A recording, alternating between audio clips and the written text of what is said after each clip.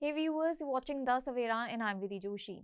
US President Donald Trump has threatened to impose a 50% tariff on any aircraft sold in the United States by Canada, sharply escalating an already tense trade dispute with America's northern neighbor as his feud with Canadian Prime Minister Mark Carney deepens.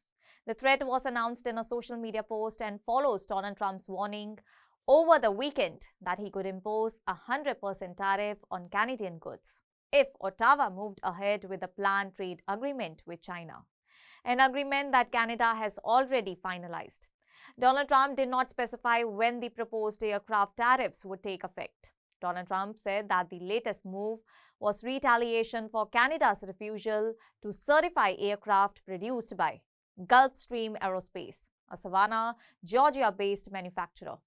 He warned that unless the issue was immediately corrected, the United States would impose a 50% tariff on all the Canadian aircraft sold into the United States of America.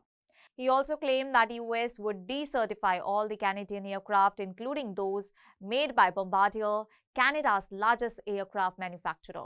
Donald Trump later said that he was hereby decertifying Bombardier Global Express business jets.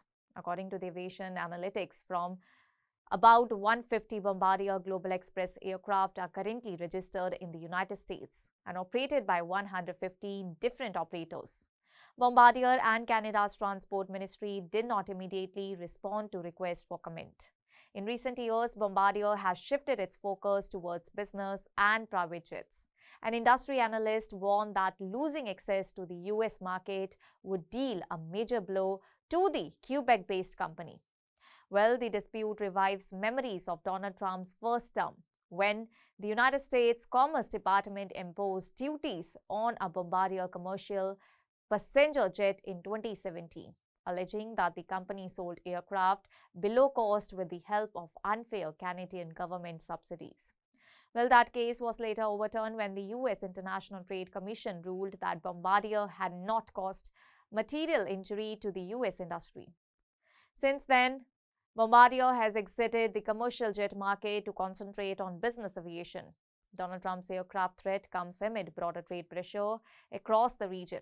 And in a separate development, he signed an executive order imposing tariffs on goods from any nation that sells or supplies oil in Cuba, a move that is widely viewed as aimed at Mexico.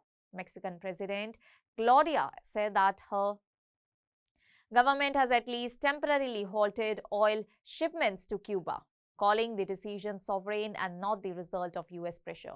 And despite Washington's push for Mexico to distance itself from Havana, where relations between Washington and Ottawa have also grown more strained ahead of a formal review of the US-Mexico-Canada agreement.